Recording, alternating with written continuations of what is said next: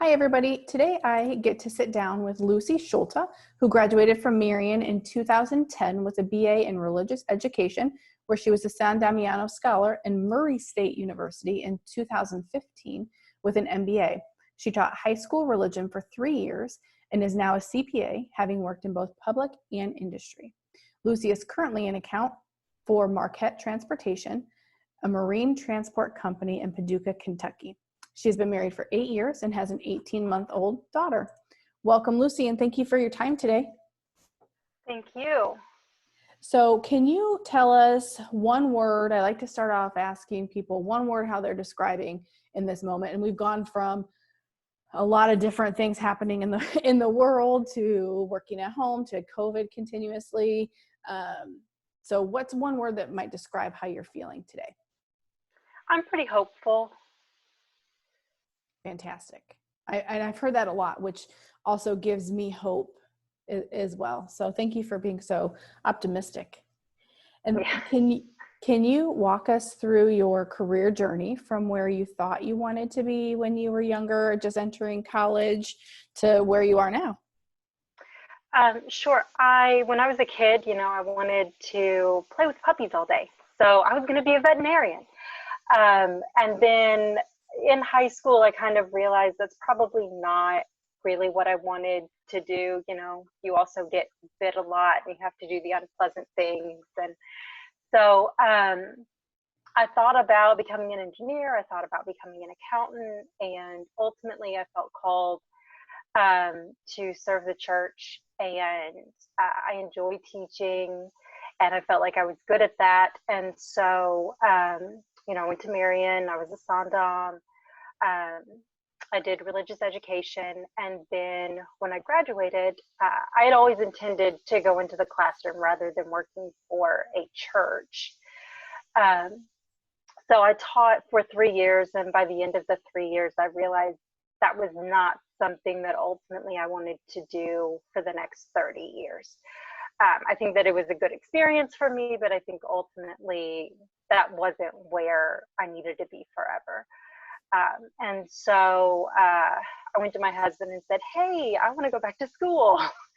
So I went back to Murray State, which is local to me here. I live in Kentucky, and got an MBA with a concentration in accounting. So I was able to sit for the CPA exam. And then I worked in public for a very short period of time, and then got the job that I'm doing now, which is with Marquette Transportation. So we have towboats and barges on the river, essentially. Nice. And so can you tell us a little bit about your time as a Sondom Scholar? Yes. The San Damiano program, I think, is one of the best things that ever happened to Marian. I think that it's an amazing program. I financially support the program because I really do believe in it. I think that the benefit of having a program that certainly expects you to take your study seriously and learn academically, but also support spiritual growth, support personal growth. It really pushes you to experience people who approach their faith differently, but just as seriously.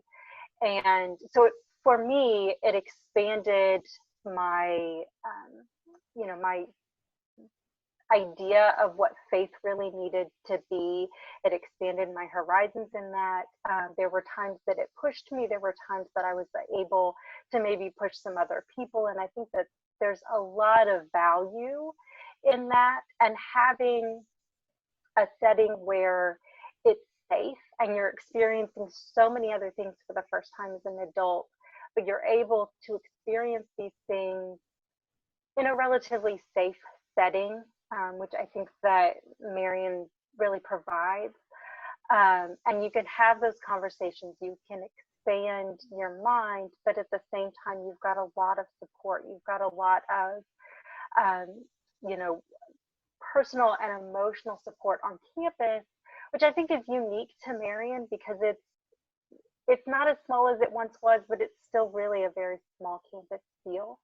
I know when I was in college, we used to joke that Andy and Donna were the mom and dad of the theology department, because we knew if there was something that was going on, we could always go to them.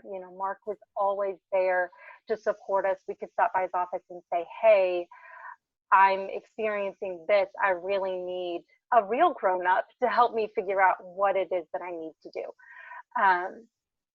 The campus ministry staff, they were all always welcome, welcoming students in to, bounce ideas off of, or to just, I'm dealing with this and I don't know what to do yet. And I think that there's certainly other supports outside of the Sondheim program, that those people would still support you. But I think that the Sondheim program really gives you a nice community within the Marian community. Great. Thank you for that. And thank you for your continued support of that program. I mean, I honestly, I think that it is excellent for the college. And so what advice, going back, if you could give yourself a pep talk to that college freshman or that high school senior getting ready to embark on college, what advice would you give yourself? I think that having gone back to school as an older adult, a more non-traditional student, looking back, I see a lot of differences in the way that I approached college versus grad school. And I think a lot of that was just age. And that's not to say that I didn't take college seriously. I made good grades. I did take it seriously.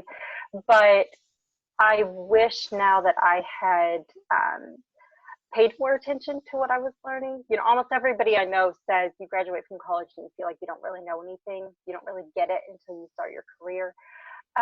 I do think as a non-traditional student, I felt differently about that. And I think it was the way that I approached education. So I wish that I had taken that a little more, diligently and learned more of that stuff. I've still got a bookshelf full of these books that I read in college, and I'm like, I don't remember what's in it. I could go back and read it, but I'm not going to. So I think that would be one thing that I would definitely want to kind of tell myself. And the other thing would be, and this may not be the common thing that people are saying now, but you don't have to work in your passion. It's okay to have your job that pays the bills, that you don't love every day, but you don't dislike. It's just a job. And then to go have your passion elsewhere. With teaching, I was working in a job where I was trying to be spiritually fulfilled in what I was doing, and ultimately I realized that was not happening. And so that was one of the reasons that I felt like, leaving teaching was probably good for me. Now I receive the fulfillment in other ways, and my job is my job. I don't have a passion for moving stuff down the river, but it's, it pays the bills, and I feel like, I'm doing a good job for my company. I'm trying to benefit my company, and it's okay to have that separation.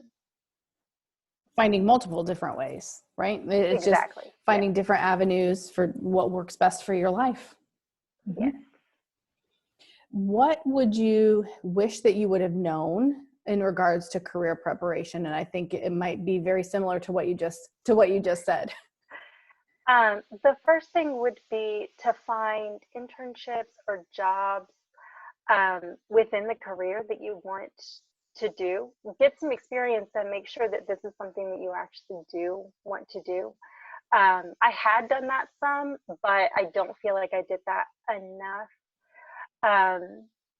So I think that any opportunity where you can jump into a company for some period of time and experience some of what you would be doing helps you decide what career you actually want. And then I think interview prep, resume prep, learning how to, not just how to do what your career demands. In accounting, it's not just about learning the accounting, it's about learning how do you be an employee. And I think any job experience is going to help you do that. So I think just kind of try to get yourself out there and get some experience before you graduate and you're all on your own. Mm-hmm. Yep. If you could tell students one thing that they should do that would benefit their careers now, what should it be? First of all, have a plan and then know that it's going to change. It's probably going to change a bunch of different times. Have a contingency plan and a contingency plan for that contingency plan. I'm a big believer in planning helps. That may not be everybody's approach, but I do think that that's beneficial. Know that plan A isn't necessarily going to work out. And then, like I just said a few minutes ago, get any kind of job experience. One of the things that I've noticed with other people that I've worked with, a lot of times people struggle in the first few years, and having more work experience now, and looking at them going, okay, but if you'd had some job experience, if you'd worked a 40-hour week before you graduated from college, you would probably have a better idea of what it is to jump in. So, any kind of job experience, whether it's in your preferred career or not, I think is very beneficial. Just to kind of learn, how do you do the actual, 9 to 5 working? Mm-hmm. Those workplace skills that there's not curriculum really. I mean, there is curriculum, but you just learn. It's more of you're immersed in this. Right. How do you deal with coworkers? Yeah. How do you deal with your boss? Those kinds of things. Yep. And then last question, any networking or job searching strategies that you found helpful or that you would recommend to students? The first thing I would say is get to know the people that are already in your circle. Get to know people at church. If you're involved in, some kind of civic group, get to know those people, because a lot of times, they work somewhere, they know people. And I know that's how I got my first job. Was I knew the prosecutor. I went to church with her. And so in high school, I started working in the prosecutor's office, and I worked there through college. So, just get to know the people that you're already in contact with. And then a lot of times that, can get you other connections. There's, of course, social media connections. Honestly, in my experience, it's less helpful. And I know other people have different experiences. But, a lot of times people, it's just somebody on the internet. They're not necessarily going to connect you with something, but if they know you personally, or they know somebody who knows you personally, that's a lot better. And then the other thing I would say is think about what job or what career you want to have the life that you want. So, maybe you don't want to be a public accountant if you're going to have a family. That might work if you're going to have a family, but it depends on what you see that family life looking like. If you're a person who needs to talk to people all the time and be in contact with people, honestly, being an accountant is probably not the thing for you. We don't talk to a lot of people. So, look at, what do I want my life to look like, and then think about what career or what specific job would work well within that life. Mm-hmm. Perfect. And then our bonus question that I like to ask everybody is, what is the toughest interview question you've ever gotten? Honestly, I thought about this, and I even asked my husband about it. I don't know what the specific question would be. I think my advice there would be definitely know the company that you're interviewing for, and know how to frame things so that it's something that fits with their perspective. And I'm not saying, like lie to them, but know how to frame your answer so that it fits with what they're looking for, rather than just off the cuff, well, this is how I feel.